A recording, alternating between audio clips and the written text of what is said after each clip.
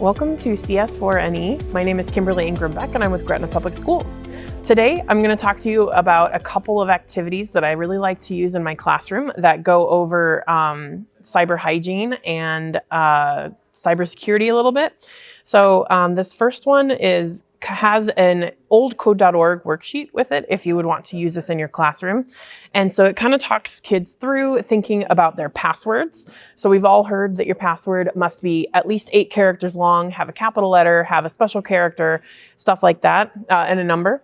And so this is going to actually put kids in charge of testing out to see if that's accurate. So we have security.org has a widget that we can test in passwords. And so I tell my students before we do this, don't just type your password into a site that says type your password. So I tell them to type something similar to their password. So for example, if their password is password, change the P to like a T and the S's to V's, I don't know. So just kind of change it a little bit.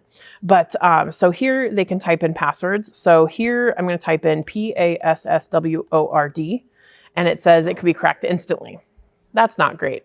So I like to show them, so that's an 8-character password. So I like to show them if I do a capital P, so there's that capital letter requirement, ASSW0, oh, actually, sorry. I want to do capital P @ SSW0RD. There I have 8 characters, capital letter, special number, or special character, and number. I have those requirements, and still it says it's going to only take 8 hours to crack that password. So granted, password's not a good password, but there it ticks off all the boxes, and it is not actually all that safe. So this is a brute force generator, is what it's mimicking, giving us times for how long it would take to crack it.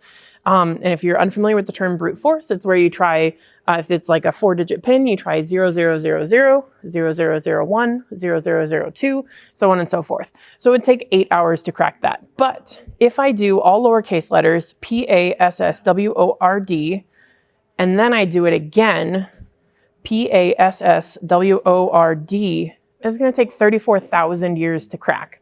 And so I have no capital letters, no special characters, no numbers. I just have password. So through this activity, students will discover that it's actually length is better than having all those special characters. That's still not a bad thing. It still makes it more tricky. And so it's still a good practice to put those in. But the single greatest thing you can do is make a passphrase instead of a password. So there are different things for people to try. So like this says just type a 0 and then keep typing zeros. So here I put a 0, 0, 0, 0. There's 4, 5, 6, 7, 8, 2 milliseconds, but then I keep going. 25 milliseconds, 200 milliseconds, 2 seconds, and I keep going. And you can see it's getting exponentially more and more secure the longer I make it. So there are 700 trillion years to crack just a bunch of zeros. I stopped counting, so I don't know how many that is. But I like this activity because it gives kids a chance to kind of play around with different passwords and think through the complexity of their own passwords as well as the length of their passwords. And again, I tell my students passphrases, not passwords. So then after we've gone through that, oh, and this has a few challenges, sorry. So create a few passwords using 8 lowercase ASCII characters, meaning A through Z. What's the longest amount of time to take to crack that password? So I like having students do this together and kind of call it out in the classroom so that we can see certain letters do add longer time. So and characters. So here, this is any 8-character password on your keyboard. And so one thing we've noticed is like curly braces and square brackets, they take longer. And when you add a space in your password, it takes longer to crack because those are less used. So I like having them go through. And then there's a question. Do you think now that you've gone through seeing how long it can possibly take an 8-character password to be cracked, do you think that's a good minimum password length? And so it's kind of nice, and we can kind of get into a discussion with that. And then along that activity, we also have another website, which is Have I Been Pwned? So This is haveibeenpwned.com. Pwned is spelled Pwned. And so here you type your password in. I'm going to type in my school email address, and it's going to check it against different data breaches to see if I have been a victim of different data breaches. And it's going to actually list it out in detail. I get the question, is this safe? And I think it is, because your information's already out there. This is just collecting it in one place and making like a chronological timeline of your data breaches. Oh, it says I have no data breaches. That is a surprise to me. So I'm going to check a different email. Okay, I don't think that's accurate. Okay, here we go. So this is my personal email address, and I have been victim to 16 data breaches with this email address. And it talks to me about the timeline when what information was exposed. It shows me what information was exposed. So my email address and my passwords were exposed. And so this is an email, this is a comprised list of previous data breaches. So this data breach wasn't even like its own thing. It was a list of different data breaches and information from that. Here, email address, password, and username. I have national public data. So my date of birth, email address, gender, government issued ID, name, phone number, and physical addresses were exposed. And so this contained billions of rows of personal information, including US Social Security numbers. So that's not great. And I can keep going through here. LinkedIn was part of a data breach, Park Mobile. So it has my license plates as well as my phone numbers. Here's Twitter. And so one thing I like to point out is that I didn't do anything wrong with this. In this one, I can show you the worst one I've ever seen is my mother's. And she knows about this. But let me show you the worst one. So these data breaches, so like Pixlr here, my mom did not do anything wrong. She created an account on Pixlr's website, and Pixlr had a data breach. And because of that data breach that the company had, my mom's personal information, her email address, geographic location, name, password, and social media profiles were all exposed. That's not the bad one. This one was pretty bad. Here, verifications.io. But not the worst one. Exactus.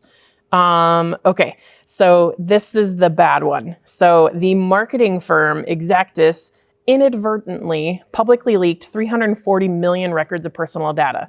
So the company accidentally leaked all this information, and it contained multiple terabytes of personal information.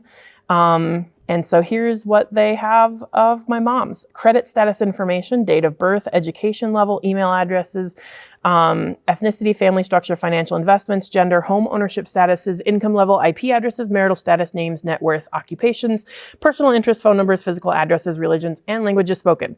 Again, my mom did nothing wrong. This marketing firm had all this information about her, and they accidentally leaked it all. So I like going through this. So students may or may not have had any data breaches on their school email addresses, hopefully not. But if they know their parents or guardians or teachers' email addresses, they can type them in and find data breaches. And so then this is really good where we can talk about, so these different places got passwords. And so this is why you need to have a good password, not only that can't be cracked, but you have to have a different password for every account that you create, which is not how human brains work. So it brings up really good discussion points that you can have with your students, talking about why we need to have so many different passwords and why they all have to be secure. So the last one I have for you is a data breach worksheet. Where this is, information is beautiful, and it is a very nice layout of the world's largest data breaches. And so we have, the larger the circle, the more people were affected. So this National Public Records was 2.7 billion people were impacted by this one. If it's yellowy goldy, that means it's an interesting story. And so if you click on it, it'll actually pop up a news article that'll kind of tell you what happened. So as we go back, so there's 2025, 2024, 23, you can see these numbers, these circles get smaller and the numbers get smaller. And you can see it starts to get more sparse the further back in time you go. And so here in 2005, 92 million was the biggest data breach that was represented. This is not every data breach. This is the world's largest data breaches.